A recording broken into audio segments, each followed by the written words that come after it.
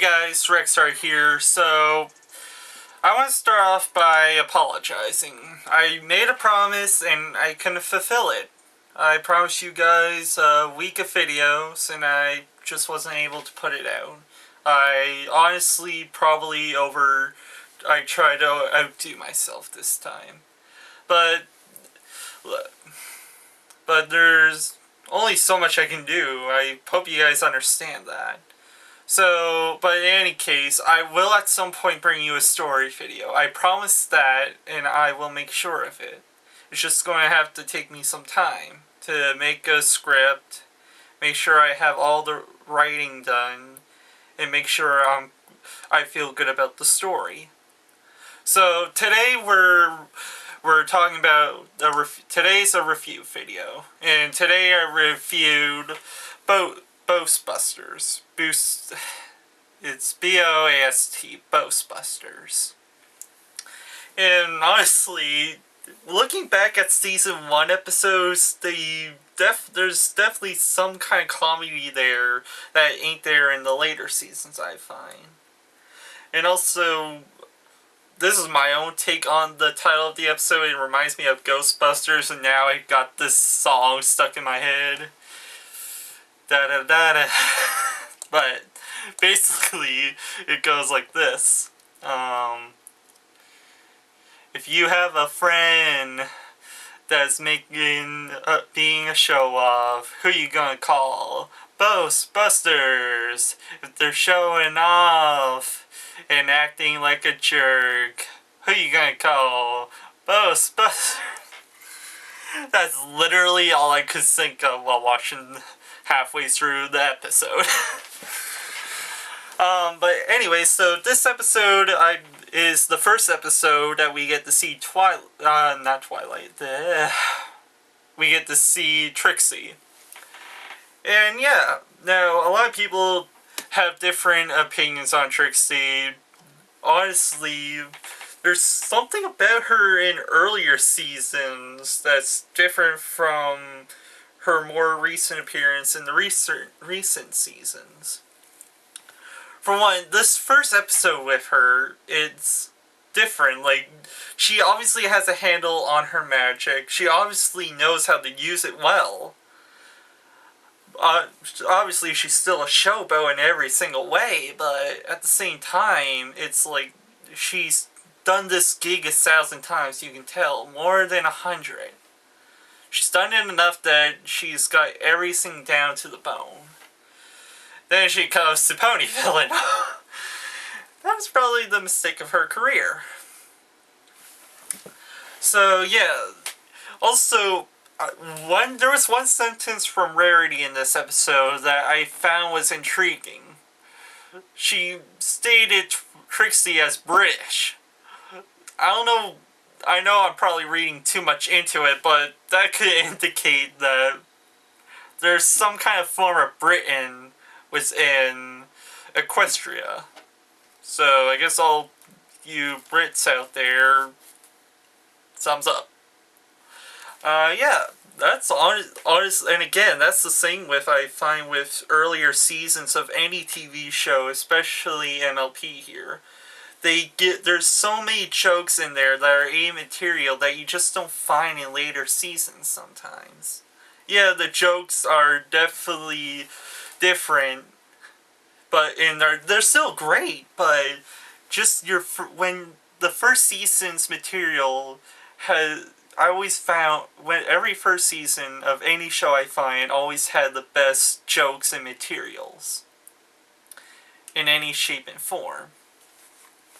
Anyways, back to the episode. So basically this whole episode is based around Twilight not wanting to overstep her boundaries to show off her abilities. And honestly, I know how that feels.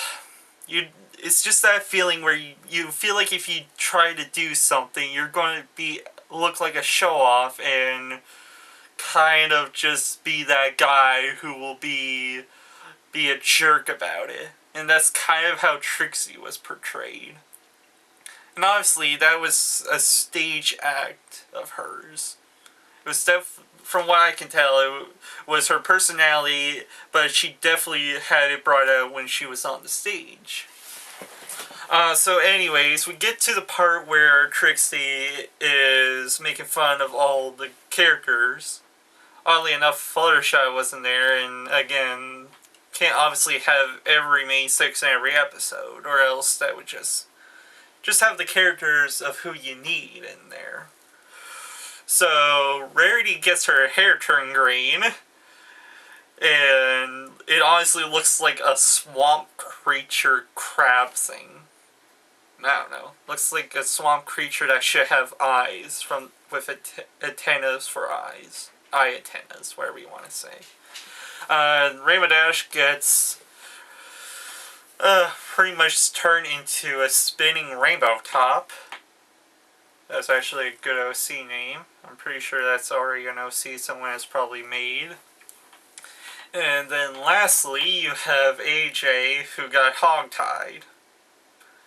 Now, the only problem I had with the scene between Trixie and RD and Trixie and Rarity is she didn't really outdo them. She made a fool of them.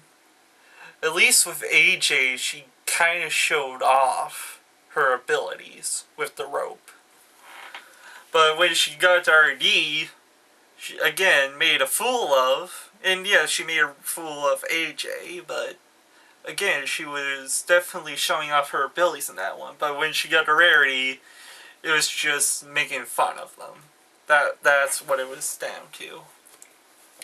Now, to the next bit with Snips and Snails. Now, I want to state my opinion on this. And basically what I'm going to state is they are not to blame. Trixie is not to blame. The people at Ponyville are to blame for this.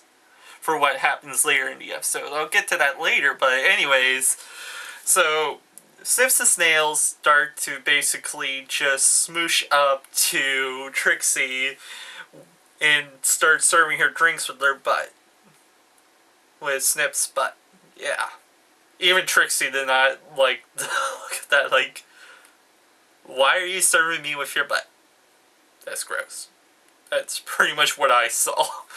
But anyways, so basically a bunch of dialogue, and it leads to the idea that Snips and Snails go after to find a major. Yeah, boy, yeah, because Spike was really taunting them. And I mean, Spike was making a good point. If he had explained himself better, I feel, to those two, none of that would have happened.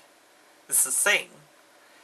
But because he didn't, yeah, and again, it's not Spike's fault, it's not Snips and Snails' fault. I don't blame Spike, don't forget, he's still technically a kid in all this. He's smart enough to be an adult, but he still lacks that certain overseeance of things. Now, it's obvious that everything Trixie was saying on stage was for on stage, but to a kid, it's all real. They don't know the full difference between myth and real sometimes. So it leads to Snips and Snails to go get the smaller version of a major. I can't remember the name. Anyways, you know it. Yeah, so I'm just going to say Little Dipper. Okay? Just for the rest of the video, I'm just going to say Little Dipper when I'm referring to the creature that they got. And I just like to know how its fur works. Because looking at it, it opens its mouth. You can obviously see it has internal organs, but its fur is celestial in a way. So it's interesting. I don't know how to put it in words. It's like the princess's hair. It flows and it looks different. with the Major's fur, it's a certain way that basically its fur projects its images. It looks, I guess it's like an invisibility cloak. It reflects light off itself to blend in with the surroundings. So it can basically blend into the night sky. That's how I see it. So anyways, we get to the point where Snips and Snails leads the Little Dipper into the town and it's destroying it, and it's revealed Trixie cannot stop it. And then basically, what happens next is Twilight has to step in. Now, this moment of the season 1 shows just how much power Twilight can use. It shows that she is one of the most powerful unicorns in Equestria. Kind of sets a point for her abilities in the future seasons. Like, if she had put that much energy into fighting T-Rex as she did with that Little Dipper, and she was given a boost but with all the princess's magic. Now, I feel like Twilight should have destroyed T-Rex. Kind of think of it. I know that they're playing him out to be this big baddie and everything, and he is. He extorted all the powers of all the ponies in Equestria, from Crystal Empire to Canterlot and Ponyville. But it's just something up, because you saw how much struggle Twilight had in that scene with this episode. With that Little Dipper. And yeah, it just surprised me that... Yeah, I just feel like she should have had a better chance against T-Rex at the end of the day. Like, she could have done a bit more damage to T-Rex, if memory serves correctly. She did a bit, but I feel like she could have done way more. So anyways, we get to the end of the episode. Trixie runs away. Twilight learns the lesson that it's okay to show off a little, as long as you don't talk too big for yourself. As long as you keep yourself in balance. And that's a good point. And it's a good moral for a story. But here's my big issue with this episode. It's the fact that the people of Ponyville should have all known that Trixie act and big talk was for the stage. Obviously, if everybody knows that nobody could took on a major at the time, then everyone should have doubted that. Obviously, you can give Spike in the episode gives the argument, well, you weren't there, so how do you know it happened? But you can also reverse that argument and say, well, you weren't there, so how do you know she didn't do it? But here's the problem with that argument. If you had nobody there, not even the people from there, to see it happen, then obviously it's a lie, and the people of Ponyville should have known that. So at the end, the people of Ponyville should have said something to Snips and Snails, and obviously maybe the people of Ponyville didn't even know this, didn't know this was happening, right? But even still, you think their parents would have said something. The only problem was, the only character that Snips and Snails were interacting was with Spike. So at the end of the day, Spike takes all the blame, and it sucks. It does suck, in a way, for Spike. Just hate to see him get pushed into the blame like that, but in any case, yeah, that's pretty much my whole aggression towards this episode. It's a good episode, and it just shows what the first season of any TV series can be like. With like how much difference rating can be to later seasons, and just shows you how much characters change and how much their voices change. I'll probably talk a bit more about that on my next review episode, but yeah. Well, with that, I've been Rex Hart, and yeah, I'll be seeing you all later. Adios.